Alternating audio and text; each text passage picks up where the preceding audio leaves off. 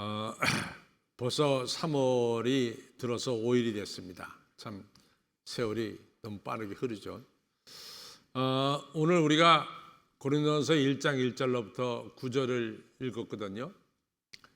이 사도 바울이 고린도에 1년 반, 그러니까 사도 바울이 제일 오래 머문 것이 이제 에베소가 되었고, 에베소는 한 3년 머물렀어요. 그 다음에 두 번째로 오래 머문 것이 바로 고린도 1년 반을 머물렀습니다. 그리고 사도 바울이 에베소에서 보낸 편지가 고린도 전서와 고린도 후서가 되겠습니다. 고린도 전서는 아시다시피 16장으로 되어 있고, 고린도 전서를 여러분들이 정말로 많이 읽었습니다. 근데 어떤 말씀을 기억하고 있는지 저는 잘 모르겠어요. 근데 여러분들 고린도 전서에서 기억나는 성경이 있을까요? 기억나는 성경. 고린도 전서. 네? 13장 13절요. 그렇죠. 맞습니다. 시작. 그런즉 믿음, 소망, 사랑 이 세 가지가 있을 텐데 그 중에 제일은 뭐요? 사랑이라. 아멘. 고린도전서 13장 13절의 말씀이 너무 유명하죠. 또 1절의 말씀, 사람의 방언과 천사의 말을 한다 할지라도 사랑이 없으면 울리는 구리와 같고 울리는 갱거리와 같다라고 시작되는 고린도전서 13장 1절의 말씀은 1절부터 13절에 이르기까지 너무나 귀한 말씀들이 많이 들어 있습니다. 그래서 찬송가나 복음성가에 보면은 이 고린도전서 이 13장에 나오는 말씀을 기초로 해서 가사를 복음성가 가사나 찬송가 가사를 쓴 것이 많이 있어요. 그만큼 유명한 게 고린도전서 13장인데 어떻게 사도 바울이 이같이 유명한 말씀 고린도전서 13장을 쓰실 수가 있었을까? 좀 궁금하잖아요. 너무나 유명한 말씀입니다. 그런데 소크라테스가 대단한 철학자입니다. 그렇죠? 대단한 철학자죠. 근데 일설에 의하면 소크라테스가 소크라테스 된 것은 소크라테스의 악처 때문이었다. 이런 이야기가 있어요. 소크라테스 부인이 굉장히 악처였던 것 같아요. 그래서 소크라테스가 대단한 철학자 되게 하는데 큰 밑거름이 됐다. 이런 얘기를 합니다. 고린도전서 13장이 어떻게 이같이 나오게 됐을까 생각해 보면은 우리가 고린도전서를 좀 살펴보면 됩니다. 고린도서 1장을 보면은 고린도 교회가 네 파로 갈려요. 바울파, 아볼로파, 또 베드로파, 예수 그리스도파. 사도 바울이 얼마나 속상했으면 야 예수의 몸이 갈렸느냐? 왜 이렇게 됐냐 말이야. 내가 누구한테 세례 줬다고 말이지. 내 파가 있고 네 파가 있냐 말이야. 고린도서 1장에 이같이 고린도 교회의 첫 번째 문제인 파가 갈려지는 이런 문제를 언급하고 있습니다. 두 번째는 고린도서 5장을 넘어가면은 뭐가 나오냐면 고린도 교회 지도자가 자기 아버지의 후처, 그러니까 계모를 건드렸어요. 그리고 교회 지도자가 된 거예요. 그러니까 사도 바울이 이건 있을 수가 없다. 이거는 이방 종교, 우상을 섬기는 종교에서도 이런 일은 있을 수가 없다. 제가 지난주에 세계 종교의 이 공통점이 있다 그랬어요. 하나는 도덕이고, 두 번째는 책임감이고, 세 번째는 예배의식이고, 이런 이야기를 제가 했어요. 그러니까 어느 종교나 도덕이 있는데 이처럼 기독교에서 그것도 이 지도자가 자기 아버지의 철을 건드린 자가 어떻게 지도자가 되느냐. 사도 바울은 에베소에 있으면서 나는 벌써 그 사람을 정죄했다. 너희들 뭐하냐 말이야. 이러면서 사도 바울이 고린도서 5장의 문제를 다루고 있어요. 6장으로 넘어가면 무슨 문제가 나오냐면은 아니 고린도 교회 사소한 문제가 교회 안에서 일어나잖아요. 이런 문제 저런 문제. 그러면 교회 안에서 얼마든지 해결할 수 있는데 문제만 일어나면 세상 법정으로 가져가는 거예요. 세상 법정으로. 그러니까 사도 바울이 너무 답답해가지고 야 너희들은 말이지 그만한 문제 해결할 사람이 없냐. 그러니까 예수님 안 믿는 사람들 너희들 그런 사람들한테 가서 교회 문제를 갖다 해결하려고 드느냐 말이야. 이러면서 사도 바울이 아주 실망감을 표출합니다. 그것이 고린도서 6장이에요. 또 고린도서 7장으로 넘어가면 아니 이제 예수님의 재림이 가까웠는데 무슨 가정을 이루며 사느냐. 예수님 재림 때 혼자서 잘 지내다가 재림의 예수님을 만나야 되지 않겠느냐. 뭐 이런 이야기를 하면서 아니 이 교회 내에서 이혼이 밥 먹듯이 이루어지는 거예요. 이혼이. 근데 그 목적은 재림의 주님을 만나기 위해서 홀로 지내야 되겠다. 근데 사도 바울이 보면은 이건 절대로 성서적이 아니에요. 아니 결혼한 상태에서 재림의 주님 만나면 뭐 잘못된 거 있냐 말이야. 전혀 잘못된 거 없거든요. 근데 이 자꾸만 이혼을 통해서 또 남자들 따로 놀고 여자들 따로 놀면서 더 도덕적으로 부패해지니까 사도 바울이 그걸 브레이크를 걸었어요. 어디 성서에 이혼을 그렇게 하라고 그랬냐 말이야. 너희들 기도할 동안에는 잠시 분방할 수 있지만은 기도가 끝나면 곧바로 방을 합쳐야 돼. 분방하지 말아라. 이렇게 이제 고린도 7장에 고린도 교회 내 이혼 문제를 다루고 있습니다. 그 다음에 고린도서 8장으로 가서 보면은 뭐가 나오냐면은 나는 뭐 믿음이 분명해. 하나님 만드신 음식은 다 하나님 만드신 거야. 감사함으로 먹으면 돼. 그러니까 이런 사람들이 우상 앞에 놓여진 음식을 갖다가 마구 먹는 거예요. 근데 고린도 교인들 중에는 우상 앞에 놓여진 음식에는 귀신이 들어있다. 이런 생각을 가진 사람들도 있어요. 그래서 우상 앞에 놓여진 음식을 안 먹습니다.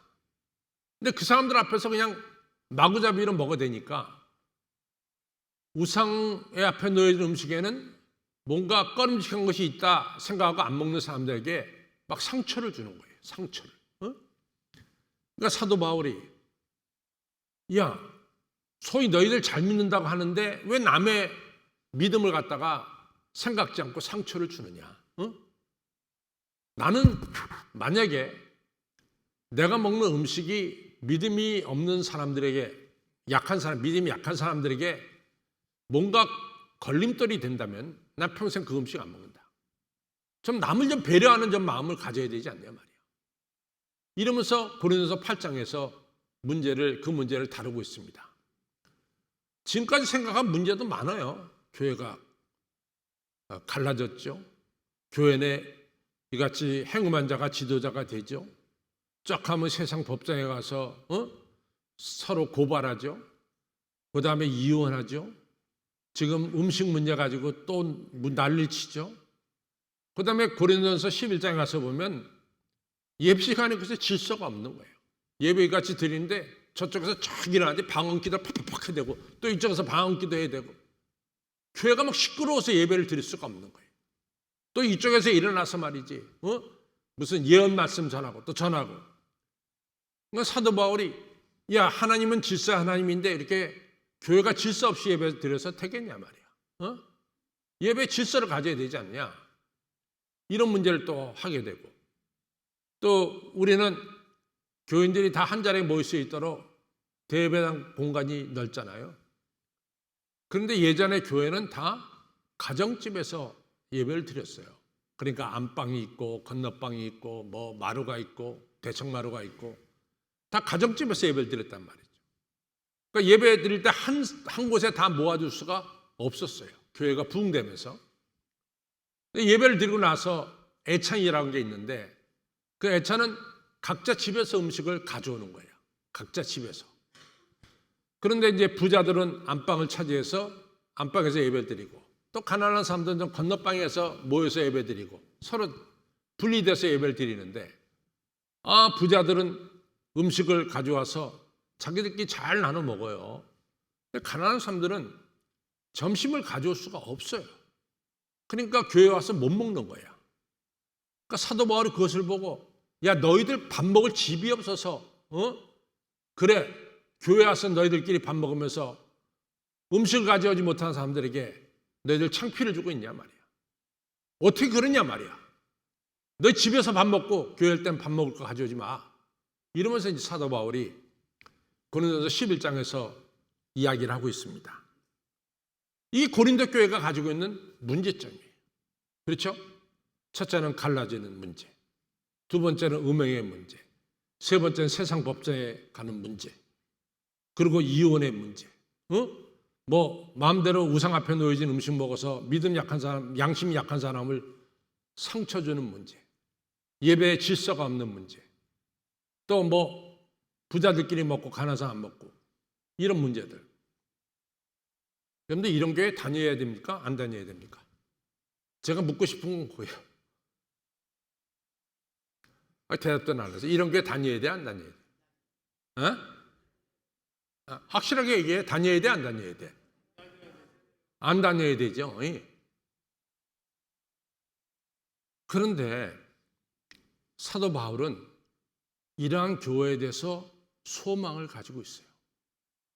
비록 흠이 많고 여러 가지 문제가 많은 고린도 교회라 할지라도 하나님께서 이 교회를 사랑하시기 때문에, 고린도 교회를 사랑하시기 때문에 틀림없이 고린도 교회는 나중에 우리가 좀 살펴보겠지만은 모든 성도들이 그리스도 안에서 성숙해져서 예수님 재림하신 날 흠이 없는 그런 성도가 될 것입니다 라고 하는 말을 하면서 이 고린도 교회에 대한 이 소망을 가지고 있습니다. 그리고 사도 바울은 절대로 고린도 교회를 포기하지 않고 있고 더 나아가서 하나님이 고린도 교회를 사랑하십니다 라고 하는 것을 가지고 있어요. 근데 제가 왜 오늘 이 문제를 말씀드리냐면은 요즘 목사님들 사이에 만나면은 서로 이 이야기를 하는 것 중에 하나가 뭐냐면 온라인 예배와 우리들처럼 한 자리에 모여서 예배드리는 대면 예배를 가지고 서로 이야기를 합니다.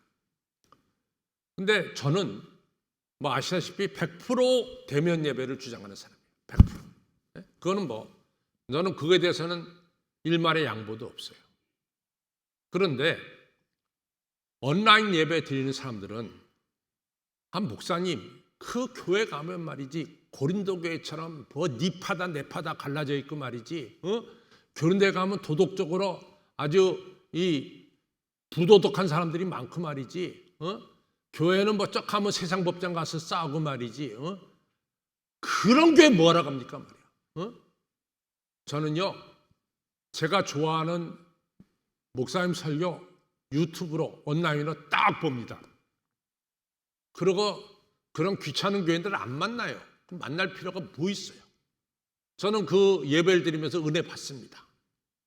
혼자서만 예배 드리다가 이제는 좀 만나고 싶으면 사람 만나고 싶으면 자기하고 생각이 같은 사람만 카페로 불러내. 똑같아 생각이. 그런 사람들하고만 대화를 나눠. 근데 우리가 정직하게 말해서 내가 좋아하는 설교만 듣고 그 다음에 내가 좋아하는 사람만 만나면은 그 사람 신앙이 잘할까요? 안 잘할까요? 잘할까요? 안 잘할까요?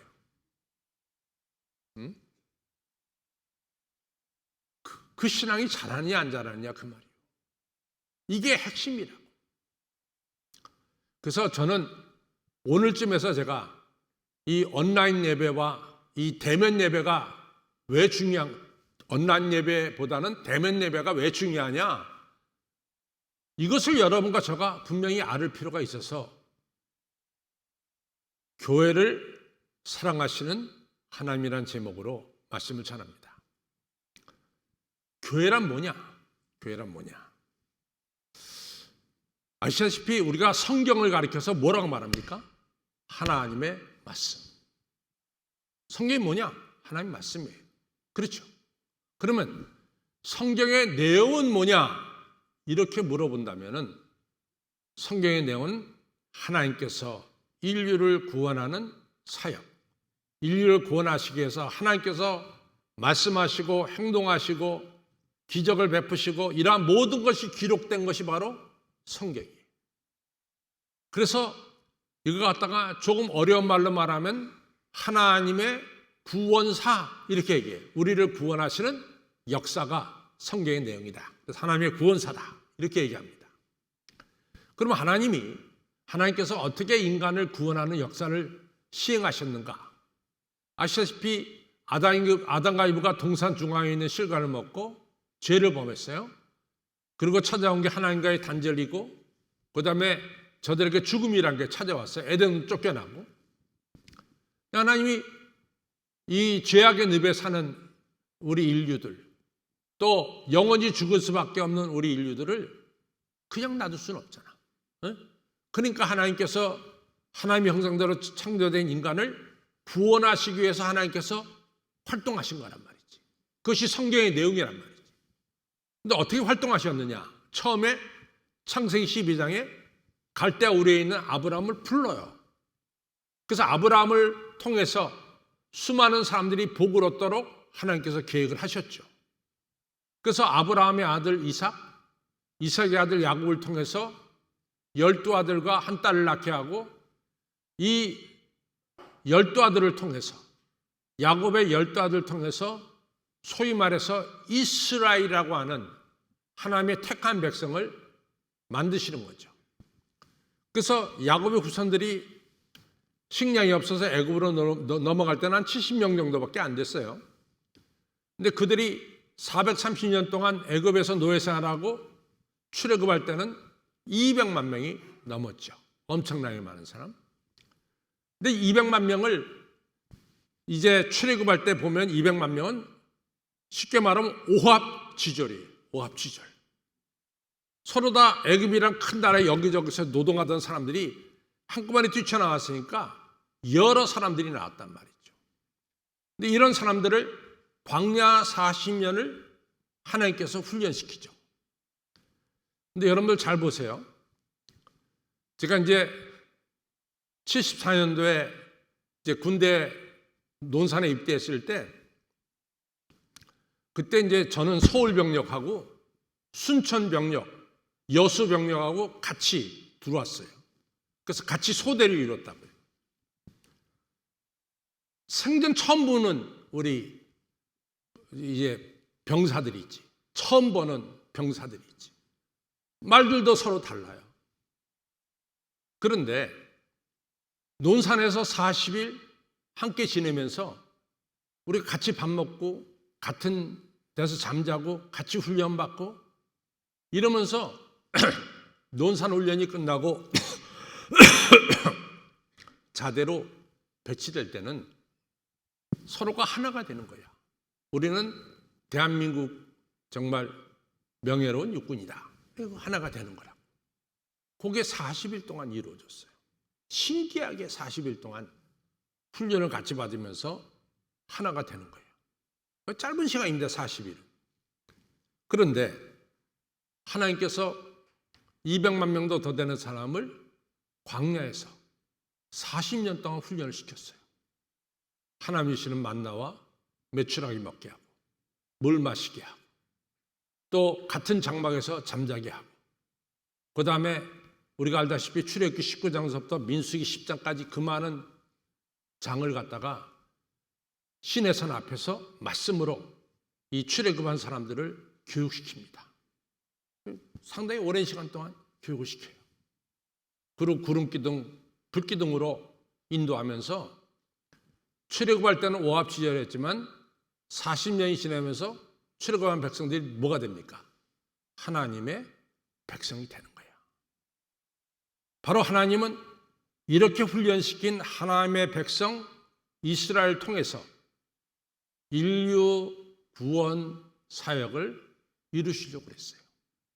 그래서 저들로 하여금 요단강 건너서 가나안 땅에 들어가게 했습니다. 그런데 문제는 어디에 생겼느냐? 이렇게 훈련받은 이스라엘 백성들이 인류 구원 사역을 제대로 감당했느냐? 그걸 못한 거예요, 결국은. 하나님의 목적대로 이 이스라엘 백성들이 인간을 구원하는 하나님의 뜻, 이 구원 사역을 제대로 행했느냐? 그것을 못했어요. 그래서 하나님께서 포기할 수 없잖아. 이스라엘이 못했다고 해서 하나님이 인류 구원하는 사역을 그만둘 수는 없죠. 그래서 독생자 아들 예수님을 이 땅에 보내시죠. 그리고 우리들의 모든 죄를 대신 지고 십자가에 달려 죽게 하셨습니다. 그리고 우리 예수님께서 죽은 자 가운데 3일 만에 부활하심을 통해서 하나님의 의로운 사역 두 가지를 이뤘어요. 하나는 인류의 죄가 사해지는 사역과 인류가 구원받아 영생을 누리는 사역을 예수 그리스도를 통해서 이루게 하셨습니다. 그리고 하나님께서는 누구든지 이러한 예수 그리스도의 십자가의 죽음과 부활을 믿는 자는 하나님의 자녀가 되는, 하나님의 백성이 되는 권리를 주셨어요. 여러분과 저가 어떻게 하나님 백성이 됐느냐? 딱 하나야. 우리는 예수님이 나를 위해서 죽으시고 예수님이 나를 위해서 부활하심을 믿음을 통해서 뭐가 됐어요? 하나님의 자녀, 하나님 백성이 되었다고 말이에요. 바로 이 귀한 일을 행할 수 있도록 예수 그리스도의 십자가와 부활을 기초로 해서 세워진 것이 바로 뭐냐? 그것이 바로 교회입니다. 교회. 과거에는 하나님은 이스라엘 백성을 통해서 인류 구원의 사역을 행하셨지만 이제는 우리 하나님은 어디를 통해서? 바로 교회를 통해서 여러분과 저가 지금 앉아있는 이 교회를 통해서 인류를 구원하는 이 구원의 사역을 행하시고 있습니다. 그렇기 때문에 하나님은 이 교회를 사랑하시는 거예요. 왜? 하나님의 구원 사역을 이룰 것이 바로 교회이기 때문에 그렇습니다. 그리고 교회를 가리켜서 우리는 뭐라고 말하느냐? 예수 그리스도의 몸이다. 교회는 예수 그리스도의 몸이다. 우리가 교회에 들어온 순간 우리는 누구와 교제를 갖느냐? 예수 그리스도와 교제를 갖는 것이 바로 교회 생활입니다. 성 키프리아누스라는 분이 있어요. 이 성 키프리아누스라는 사람은 아주 중요한 얘기를 합니다. 무슨 얘기를 하냐면은 교회는 어머니입니다. 우리의 어머니입니다. 우리가 교회되는 어머니를 통해서 우리는 아버지 되시는 하나님을 우리가 만나게 되고 알게 되는 것입니다. 교회를 통해서, 예수님이신 교회를 통해서 우리는 누구를 알게 되느냐? 하나님을 알게 돼요. 이것은 명확한 진리예요. 누구든지 나로 말미암지 않고는 아버지께로 갈 자가 없다 그랬어요. 여러분과 저를 하나님 앞에 인도하실 분은 바로 누구요? 예수님이세요. 바로 교회는 누가 주인이에요? 예수님이 주인인 거예요. 요한계시록 21장 1절로 3절에 보면 하늘에서 새 예루살렘과 새 하늘과 새 땅이 펼쳐져요. 그때 성경은 뭐라고 말씀하느냐? 새 예루살렘을 향해서 신부가 남편을 위해 단장한 것과 같다. 교회는 바로 예수 그리스도시고 우리가 예수 그리스도를 통해서 하나님을 알게 되고 하나님은 바로 교회에서 예수 그리스도 안에서 여러분과 저를 만나게 되는 역사를 이루시는 거예요. 이것이 바로 교회입니다. 그러니까 얼마나 교회가 소중하냐 하는 것을 우리는 알아야 돼요. 교회는 하나님이 인류 구원을 위해서 세우신 예수 그리스도의 몸이 바로 현재 여러분과 제가 앉아있는 교회입니다. 굉장히 어려워요. 목사님 뭐 그렇게 오늘따라 말씀을 자꾸 어렵게 안 하시나? 어렵습니까? 전혀 어렵지가 않아요. 교회는 예수 그리스도의 몸입니다. 저 따라서 교회는 예수 그리스도의 몸입니다. 하나님께서는 교회를 통해서 인류 구원 사역을 행하십니다. 교회는 어머니고, 저 따라서 교회는 어머니고, 교회를 통해서 아버지 되신 하나님을 만납니다. 얼마나 쉬워? 초등학교 문제 같아, 내가 보기에는. 그 교회예요. 두 번째, 교회 사역은 뭐냐? 교회 사역은. 오늘 여러분과 제가 교회를 다녀요. 교회를 통해서 여러분과 제가 어떤 일이 이루어지느냐? 오늘 우리가 읽은 1장 8절에서 예수 그리스도의 재림 때 교회 성도인 여러분과 저가 흠없는 자, 온전한 자로 주 앞에 서게 해주신다는 거예요. 여러분과 제가 교회 생활을 통해서 놀라운 축복은 이 교회 생활을 통해서 여러분과 저는 흠과 여러 가지 잘못된 것이 많지만은 우리 안에 역사하시는 예수님께서 여러분과 저를 끝없이 변화시키고 성수시켜서 여러분과 저를 그리스도 앞에 설 때 흠없는 자로 세워주신다는 거예요. 그러니까 교회는 우리가 그리스도를 닮아가는 이런 장이 바로 교회입니다. 여러분과 저가 교회 그냥 나온 게 아니라 이 시간도 예수님은 여러분과 저 가운데 역사하셔서 여러분과 저를 그리스도를 닮아가도록 우리 가운데 역사하시는 거예요. 이것이 바로 교회예요. 두 번째로 우리가 그리스도를 닮아가는 데 있어서 중요한 것은 뭐냐? 다시 한번 말하면 우리의 성숙이. 우리가 주를 아는 일과 믿는 일에 하나가 되어 온전한 사람을 이루어 그리스도의 장성한 분량에 이루도록 우리가 성장을 하는 것이 우리의 목표죠. 근데 우리의 성장하는 데 중요한 것은 우리 서로 다른 사람들끼리 만남을 통해서 서로 다름을 배우고 다름을 인정하는 이런 가운데서 우리가 성숙한 사람이 되는 거예요. 자, 봅시다. 여러분들 온라인 예배를 통해서 내가 좋아하는 목사의 설교만 다 텔레비 통해서 보고 그리고 혼자 즐겨. 그러고 나서 그 만나고 싶은 사람이 있으면 자기하고 비슷한 사람 전화 걸어. 야, 오늘 어느 카페에서 만나자.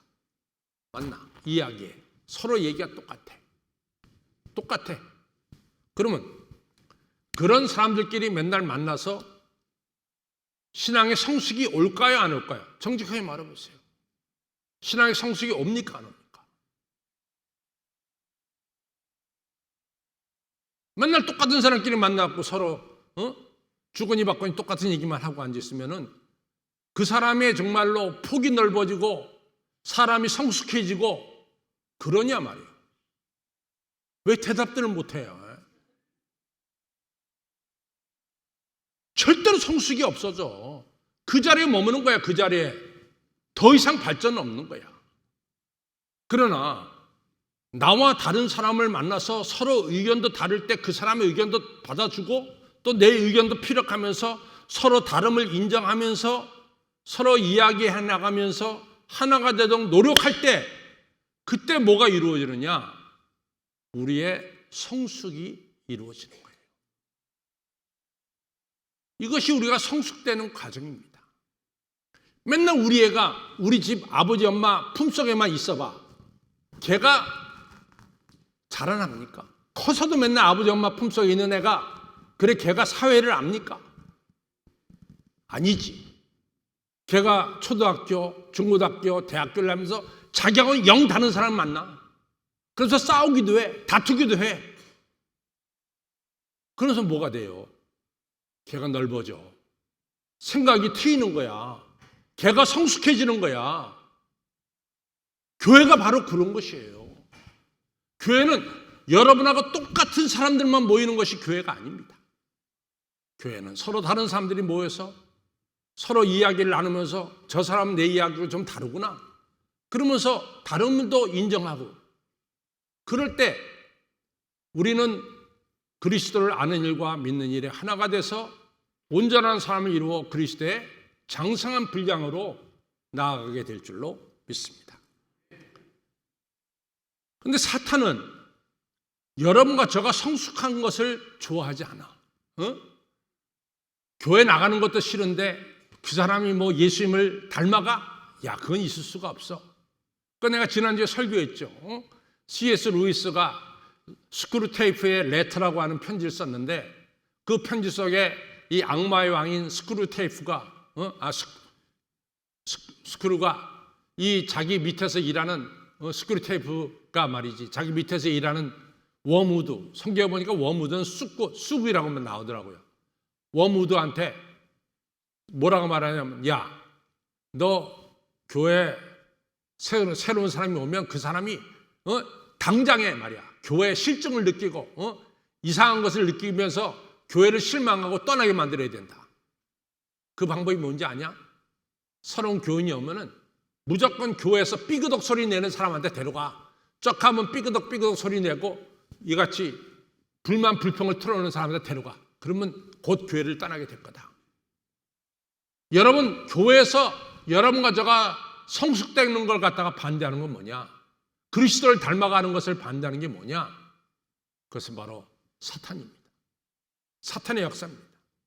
사탄은 여러분과 저가 교회에서 그리스도를 닮아가는 이 귀중한 축복을 갖다가 하지 못하도록 만들어. 야, 집에 가서 텔레비나 보면서 예배 드려. 뭐 그렇게 골치 쓰니 아프냐 말이야. 이것이 사탄의 역사예요. 그러나 여러분, 서로 다른 성도들을 통해서 우리가 믿음의 성숙이 온다고 하는 사실을 절대로 잊지 마시기를 바랍니다. 교회를 통해서 여러분과 저는 궁극적으로 다 달라. 그렇지만 한 가지 분명한 것은 그리스도 안에서 우리가 한 가족이야. 우리가 교회에서 한 가족됨을 갖다가 깨닫는 것이 바로 교회입니다. 보십시오. 난 사실은 지금까지 목회하면서 여러분들도 수없이 경험했을 거예요. 여러분들 때로 여러분들이 어려운 일 당할 때 여러분들이 피를 나는 가족보다도 교회 가족이 더 가깝지 않아요? 여러분들이 어려운 일 당했을 때 뭐 장례라든가 큰 병원에 입원해갖고 큰 수술을 할 때 가족들보다도 나하고 성도 다르고 뭐 다르지만 교인들이 같이 눈물 뿌려가며 자기 건강을 위해서 기도해주고 그 슬픈 가정을 위해서 장례식을 같이 참여하면서 위로하고 소망 갖는 이런 일들을 통해서 우리가 얼마나 큰 위로를 받습니까? 안 그런가 보지? 나는 열심히 하는데 안 그런가 봐. 조금 약간 실망이 되네. 나는 여러분들 장례식 때마다 그냥 정신없이 가서 이 장례를 같이 해주는데 누가 합니까? 그게 교회 가족이 하는 거야. 교회 가족. 예수 그리스도의 보혈로 한 가족이 된 여러분과 저 하는 거예요.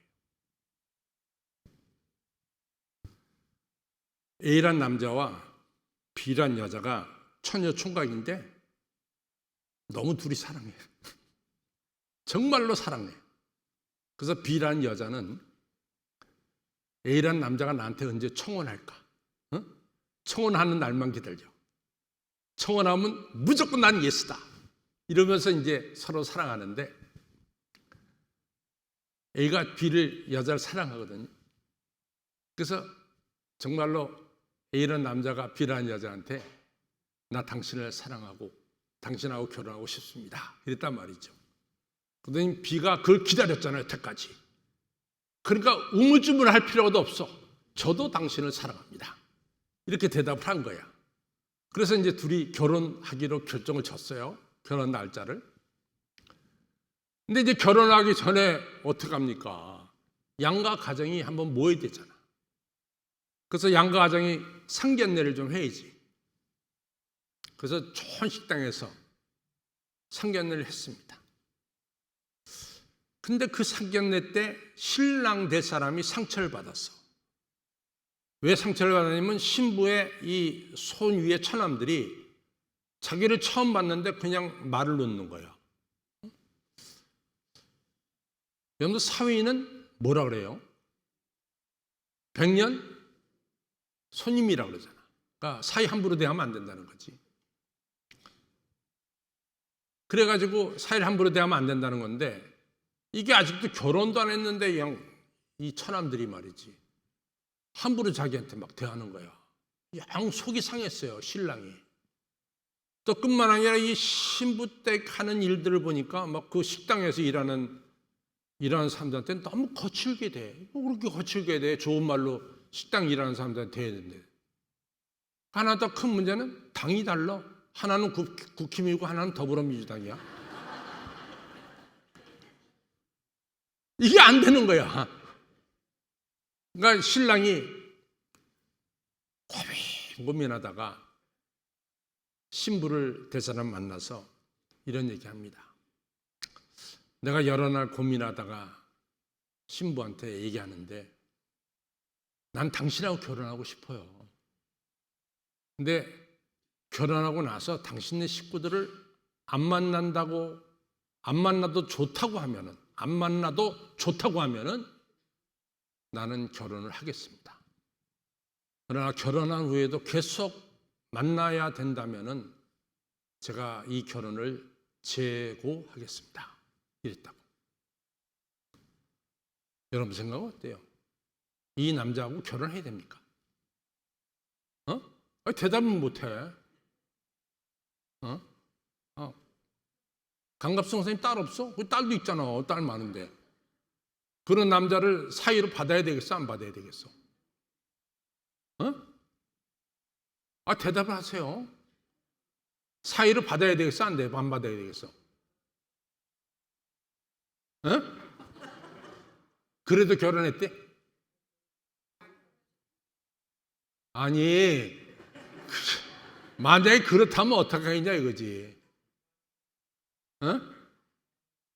만약 몰라. 여러분 어떻게 생각해? 안 받아야지.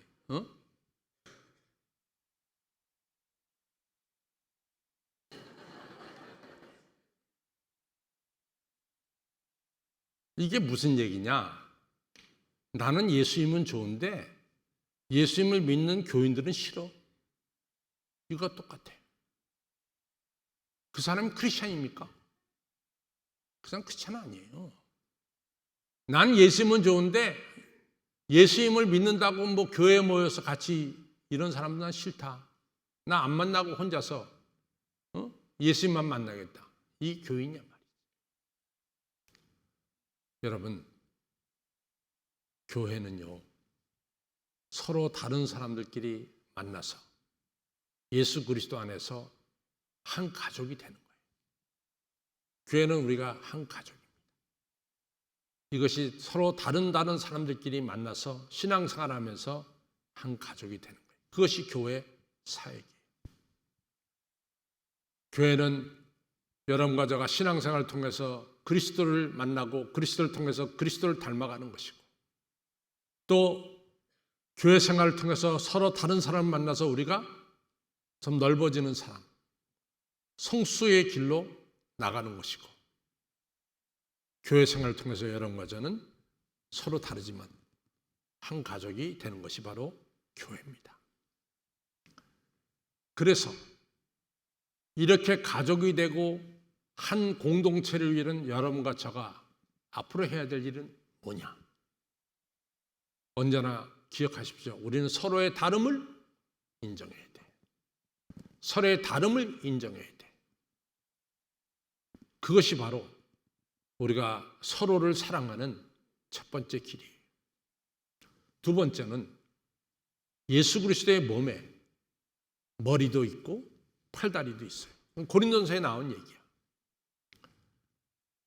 눈이 팔다리한테 너는 필요 없어 그렇게 말할 수가 없어요. 팔다리는 우리 눈한테 너는 필요 없어 그렇게 할 수가 없어요. 왜? 다 그리스도의 몸에 붙어있는 한 지체이기 때문에 그래요. 우리는 서로 다름이 그리스도 안에서 하나가 돼서 우리에게 맡겨진 일이 뭡니까? 하나님의 구원사역, 인류를 구원하는 구원사역을 감당해내는 이런 교회가 되어야 될 줄로 믿습니다. 옆에 분들이 그래요. 당신은 나하고 좀 다르지만 그렇지만 당신은 그리스도 안에서 내 가족이야. 이것이 진실이에요. 시작. 당신은 옆에 사람하고 얘기해. 나한테 얘기하지 말고. 시작. 조금 다르지만 그리스도 안에서 한 가족이에요. 그렇습니다. 그분이 더불어민주당 사람이든 그 사람이 국힘 사람이든 관계없어. 우리가 그리스도 안에서 한 가족입니다. 꼭 기억하시기를 바랍니다. 한 가족이 될 때 우리는 하나가 돼서 인류 구원의 사역을 잘 감당해낼 줄로 믿습니다.